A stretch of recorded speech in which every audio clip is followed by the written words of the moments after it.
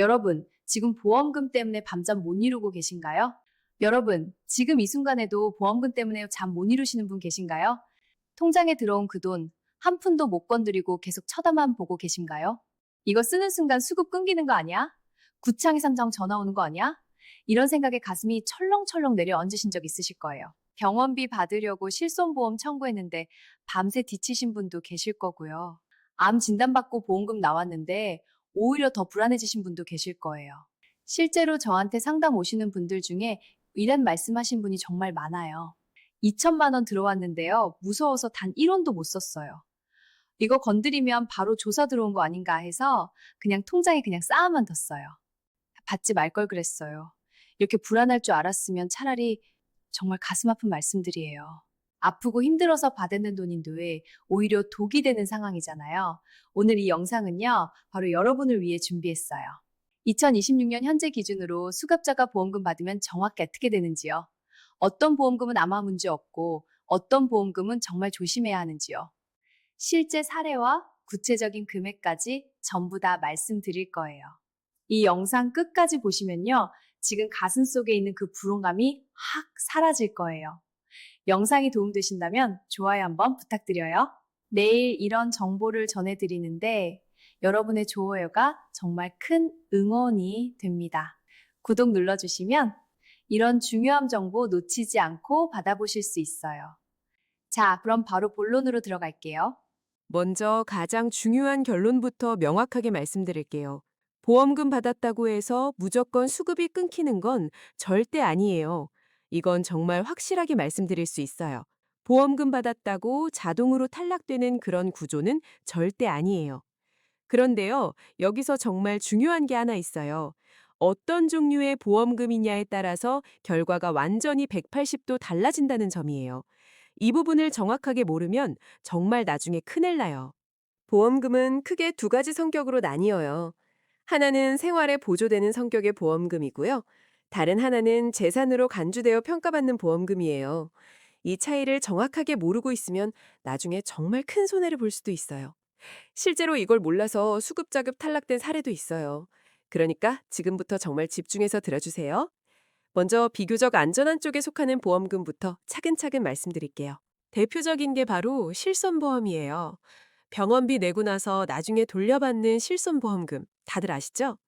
이건 대부분의 경우 생활비 보조 성격으로 보기 때문에 큰 문제가 없는 편이에요. 예를 들어서 병원비로 50만 원을 먼저 쓰고 나중에 실손으로 40만 원을 돌려받았다고 해볼게요. 이런 경우 대부분 수급에는 전혀 영향을 안 받아요. 왜냐하면 실제로는 이미 병원비로 쓴 돈을 나중에 보전받은 개념이기 때문이에요. 쉽게 말씀드리면요. 내 돈을 먼저 쓰고 나중에 환급받은 구조잖아요. 이미 지출이 먼저 선행된 거예요. 그래서 이건 순수하게 내 재산이 갑자기 늘어난 게 아니라고 평가하는 거예요. 또 입원비, 수술비, 치료비처럼 의료 목적이 명확하고 분명한 보험금도 비교적 안전한 편에 속해요. 이런 돈은 생활을 유지하기 위한 필수적인 지출로 보기 때문에 바로 문제 삼는 경우는 많지 않아요. 예를 들어서 수술하고 입원하면서 병원비로 100만 원이 나갔어요. 그리고 보험금으로 80만 원을 받았어요. 이런 경우는 거의 대부분 문제가 안 돼요. 실제로 담당 공무원들도 이런 부분은 충분히 이해하고 넘어가는 편이에요. 그래서 이런 경우에는 너무 겁먹지 않으셔도 괜찮아요. 아, 다행이다. 이 정도면 괜찮구나. 이렇게 안심하셔도 전혀 문제 없어요. 그런데요, 문제는 바로 지금부터예요. 진짜로 조심해야 하는 보험금이 따로 있어요. 여기서부터는 정말 긴장하고 집중해서 들으셔야 해요. 대표적인 게 사망보험금, 교통사고 합의금, 그리고 큰 금액의 진단금이에요. 암보험 진단금 있죠? 중대질병보험금 있죠? 후유장애아 보험금 같은 것들이에요. 이런 보험금은 금액 자체가 엄청나게 크잖아요. 1억 원 단위로 받으시는 분들도 실제로 계세요. 이런 큰 금액의 돈은 대부분 재산으로 잡혀요. 즉, 그냥 쓰고 마는 생활비가 아니라 내가 보유하고 있는 자산으로 평가하는 구조예요. 이게 왜 무섭고 위험한지 아세요? 생활비는 써도 전혀 상관없지만 재산은 가지고 있으면 절대 안 되거든요. 수급 기준이라는 게 결국 재산 기준으로 평가되는 거예요. 재산이 일정 금액을 넘어가면 바로 수급 탈락이에요. 예를 들어서 한번 구체적으로 말씀드려 볼게요. 암 진단을 받고 보험금으로 2천만 원이 통장에 한 번에 들어왔어요. 이 상태로 아무 조치 없이 그대로 놨으면 어떻게 될까요? 다음번 재조사 때 이 돈이 고스란히 재산으로 잡혀요. 그러면 수급 기준을 한참 초과할 가능성이 엄청나게 커져요. 실제로 이런 사례가 정말 너무 많아요. 아프고 힘든데 보험금 받았다가 오히려 수급 끊겼어요. 이런 말씀하시는 분들 진짜 엄청 많이 봤어요. 이때 많은 분들이 이렇게 억울해하면서 말씀하세요. 아니, 아파서 받은 돈인데 왜 재산으로 보는 거예요? 치료비로 쓰려고 받은 돈인데 왜 이게 문제가 되는 거예요? 그런데 제도라는 건 그렇게 감정적으로 봐주지 않아요. 통장에 있으면 일단 무조건 재산으로 평가하는 거예요. 이게 차갑지만 현실이에요. 억울하죠? 화나죠? 말도 안 된다고 생각하시죠? 그런데 이게 지금 우리가 살고 있는 제도의 현실이에요. 그래서 큰 보험금을 받으면 반드시 사전에 관리가 필요한 거예요. 절대로 혼자서 판단하고 결정하시면 안 돼요. 또 하나 정말 중요하게 알아두셔야 할 게 있어요. 바로 일시금이냐 분할금이냐 하는 수령 방식의 차이예요. 한 번에 1천만 원을 통째로 받는 보험금과 매달 50만 원씩 나눠서 받는 보험금은 평가 방식이 완전히 달라요. 일시금으로 한 번에 받으면 재산으로 잡힐 확률이 거의 100%라고 보시면 돼요. 왜냐면 한 번에 큰돈이 통장에 떡하니 박히잖아요. 그럼 그게 바로 재산으로 평가되는 거예요. 반면에 분할금은 소득으로 나눠서 보는 경우가 많아요. 매달 조금씩 들어오는 돈은 생활비 개념으로 평가하는 경우가 있거든요. 그래서 가능하다면 분할 수령을 최대한 활용하는 게 훨씬 유리해요. 보험을 처음 가입할 때부터 이런 걸 미리 고려하시는 게 정말 좋아요. 이미 계약이 되어 있는 경우라면 보험사에 직접 문의해 보세요. 일시금을 분할로 바꿀 수 있는 상품도 의외로 많이 있거든요. 여기서 또 하나 정말 너무 중요한 부분이 있어요. 바로 신고 문제예요. 이 부분은 정말 중요하니까 놓치지 말고 집중해서 들으세요. 많은 분들이 이렇게 생각하세요. 조용히 있으면 아무도 모르겠지? 내가 먼저 말 안 하면 괜찮겠지? 이건 정말 너무 위험하고 잘못된 생각이에요. 지금 당장 그 생각은 완전히 버리셔야 해요. 보험금이라는 건요, 건강보험공단, 금융기관, 세무 시스템을 통해서 전부 다 연동되는 구조예요. 생각하시는 것보다 훨씬 촘촘하게 연결되어 있어요. 시스템이 완벽하지는 않지만 나중에 알게 되는 경우가 정말 엄청나게 많아요. 특히 요즘은 시스템이 더욱더 정교해지고 발전하고 있어요. 나중에 걸리면 어떻게 되냐면요. 부정수급으로 처리될 수도 있어요. 그럼 환수 대상이 되는 거예요. 그동안 받았던 수급비를 다시 전부 토해내야 하는 상황도 생겨요. 그냥 수급이 끊기는 게 아니라 그동안 받았던 돈까지 전부 다 돌려줘야 해요. 상상해 보세요. 그동안 생활비로 전부 다 쓴 돈을 갑자기 한꺼번에 돌려내라고 하면요. 도대체 어디서 그 큰 돈을 구하겠어요? 아, 그때 미리 말할 걸 그랬나? 이 말이 제일 많이 나와요. 실제로 이런 분들을 정말 너무 많이 봤어요. 울면서 상담하시는 분들도 많이 계셔요. 그래서 원칙은 명확하게 이거예요. 큰 보험금 받았으면 반드시 담당자에게 먼저 상담하세요.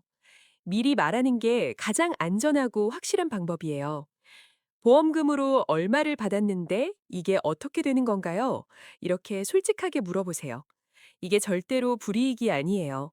오히려 나를 보호받을 수 있는 가장 확실한 방법이에요.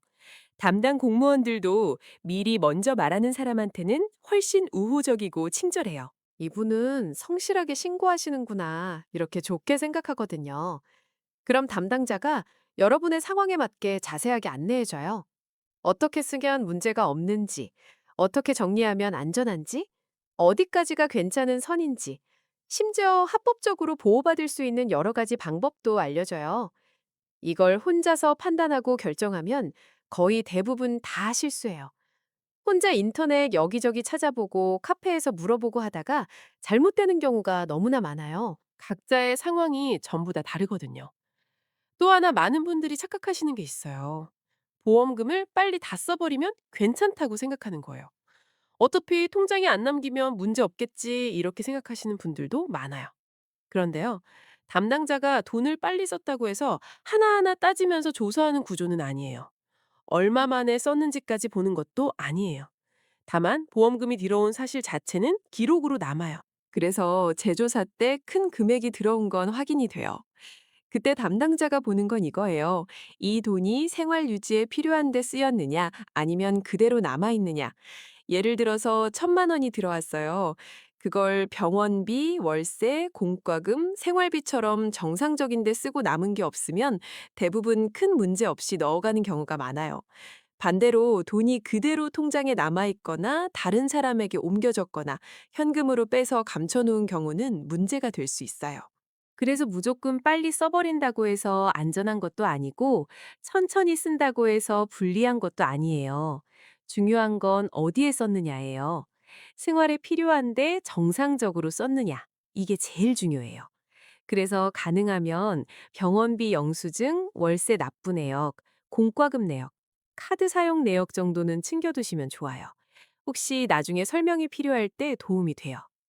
그리고 또 하나 기억하셔야 할 게 있어요.